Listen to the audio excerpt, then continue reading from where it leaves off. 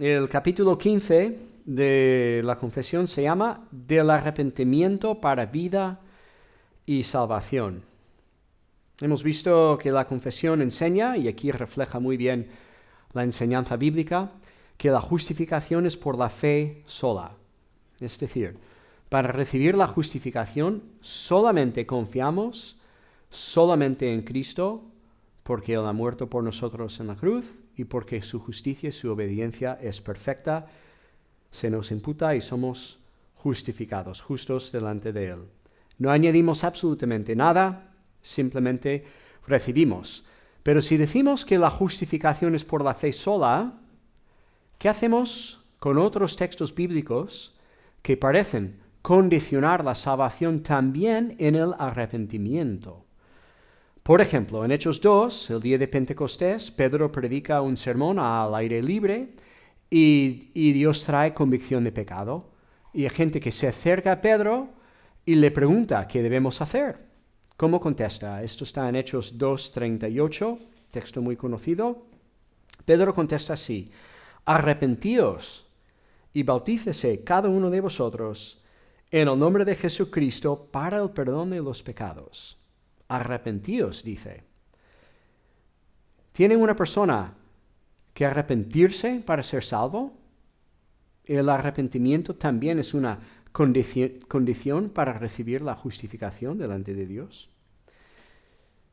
Bueno, para contestar esta pregunta tenemos primero que definir el arrepentimiento. ¿Qué es lo que Pedro pide a sus oyentes cuando dice arrepentíos? ¿A qué se refiere?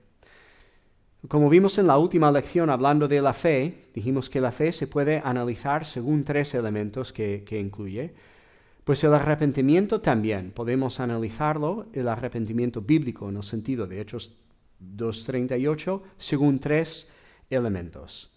Y el primer elemento es un elemento intelectual.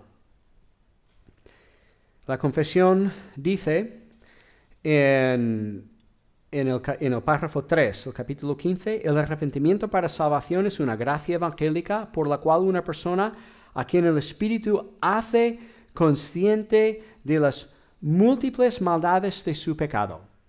Que el arrepentimiento incluye un elemento intelectual. Para arrepentirse, uno tiene que conocer su pecado y su culpa.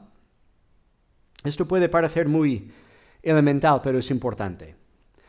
¿Cuál es el problema? El problema es que usamos la palabra arrepentirse de muchas maneras.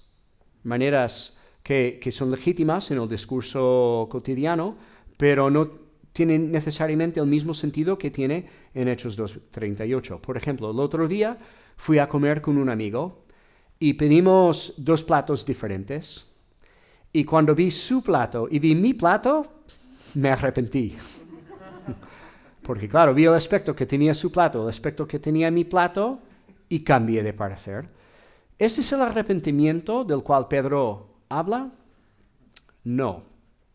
Podemos decir, me arrepiento, nos arrepentimos de decisiones equivocadas, de errores, y eso es un tipo de arrepentimiento. Pero el arrepentimiento bíblico, el arrepentimiento que lleva a fe y salvación, se arrepiente por el pecado y por la culpa, no solamente por errores, por deslices.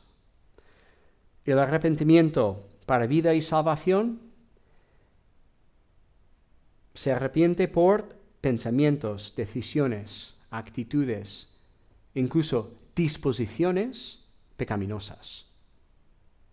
Pedro manda a sus oyentes precisamente a arrepentirse de sus pecados en este texto.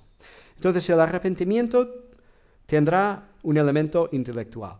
También tiene un elemento emocional.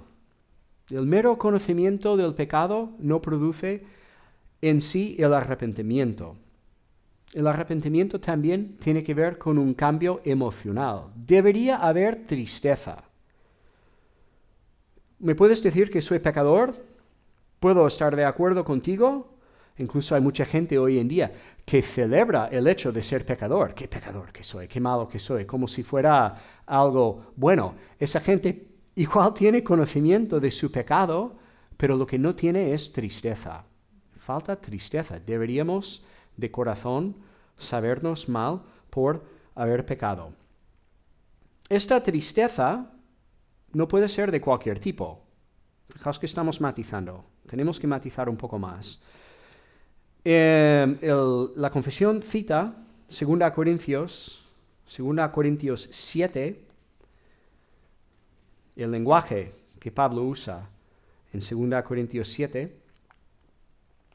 Vemos un lenguaje interesante en los versículos 9 y 10. 2 Corintios 7, 9 y 10. Pablo dice: ahora me gozo, no porque hayáis sido contristados, sino porque fuisteis contristados para arrepentimiento. Porque habéis sido contristados según Dios, para que ninguna pérdida pareciese por nuestra parte. Porque la tristeza que es según Dios, y este es el lenguaje que la confesión recoge, tristeza según Dios produce arrepentimiento para salvación, de que no hay que arrepentirse, pero la tristeza del mundo produce muerte. Hay dos tipos de tristeza que se pueden asociar con el arrepentimiento. Una que es según Dios y otra que es según el mundo. La tristeza según Dios produce arrepentimiento, la tristeza que es según el mundo produce muerte.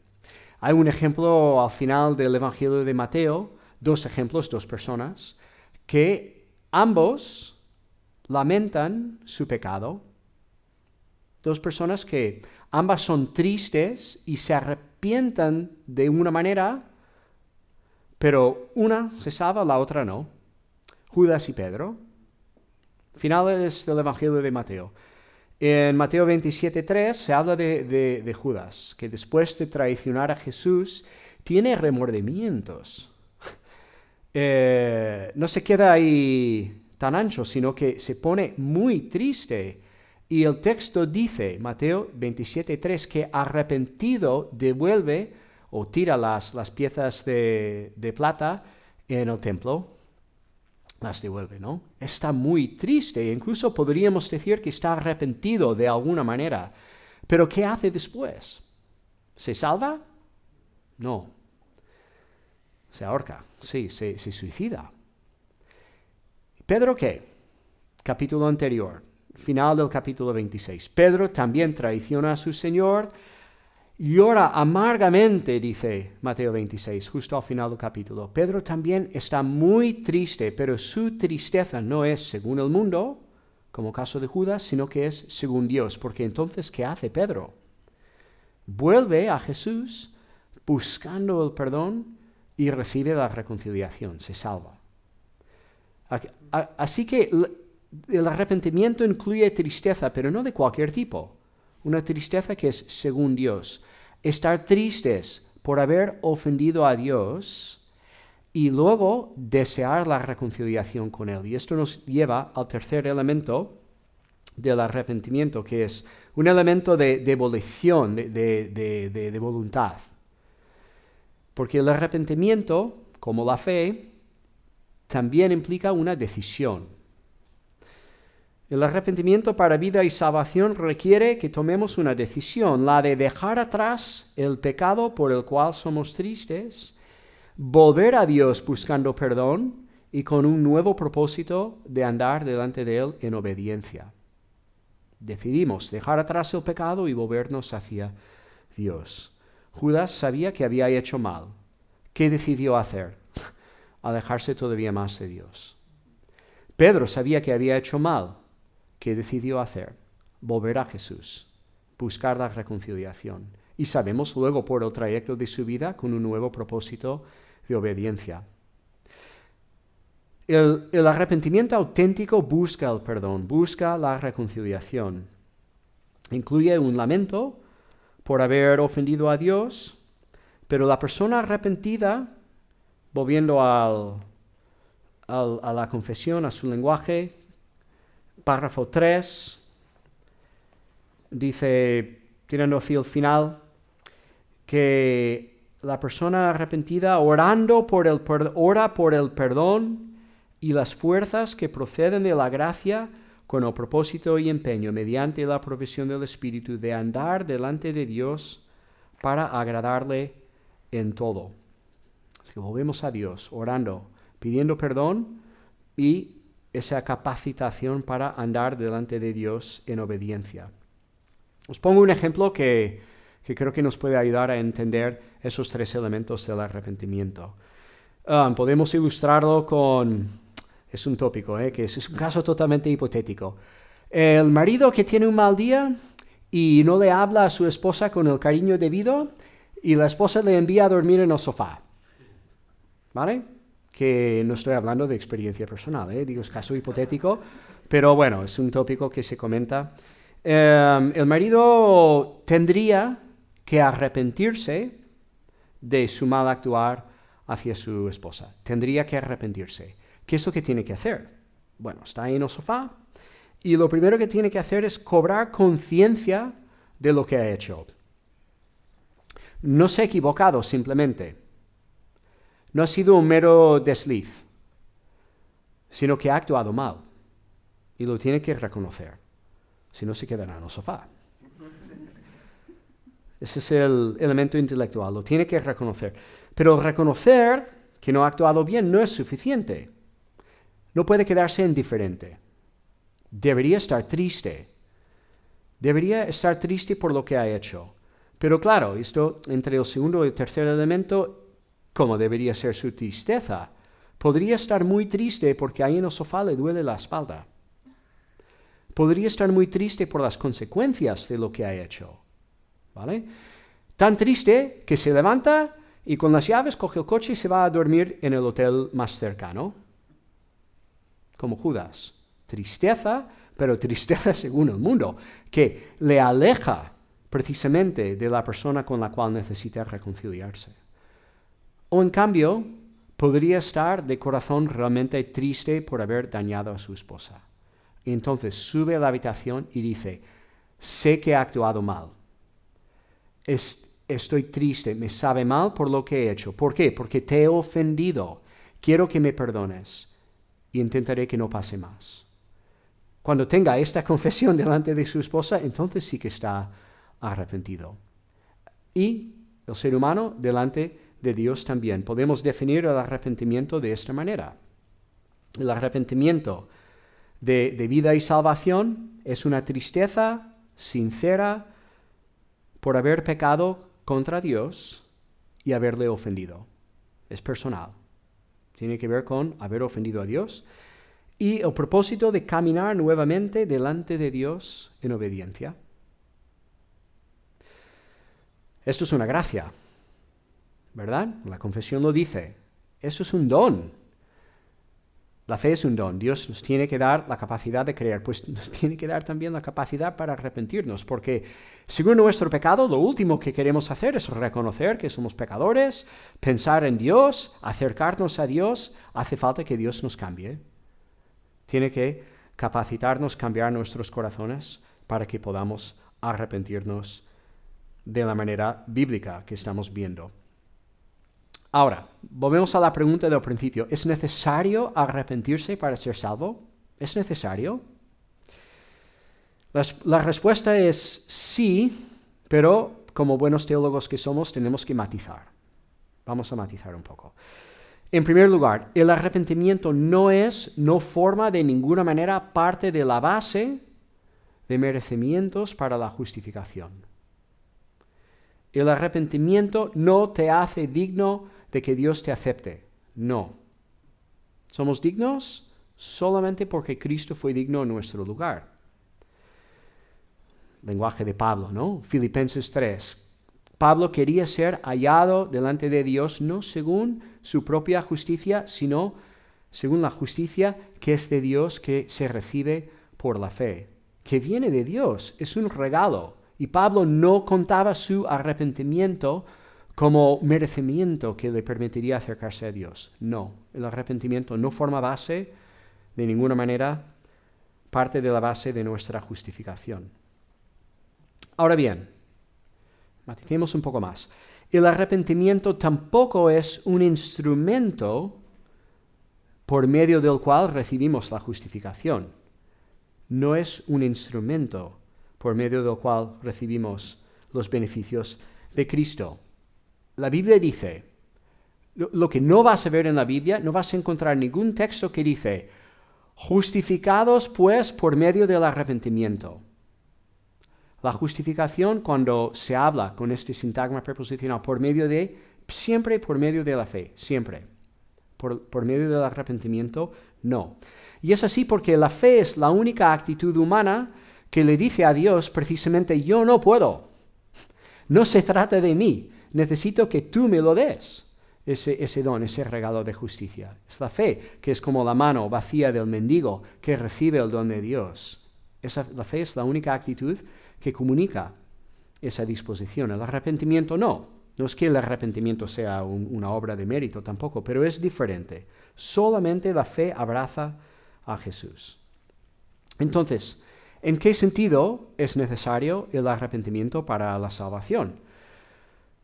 El arrepentimiento es, podríamos decir, una consecuencia necesaria de una fe verdadera. Es una consecuencia necesaria de una fe verdadera. Podríamos decir, una evidencia necesaria de la presencia de la fe en la vida de un creyente. Porque si realmente crees, también te arrepentirás. Si no te arrepientes, es porque no crees. Otra manera de decir lo mismo.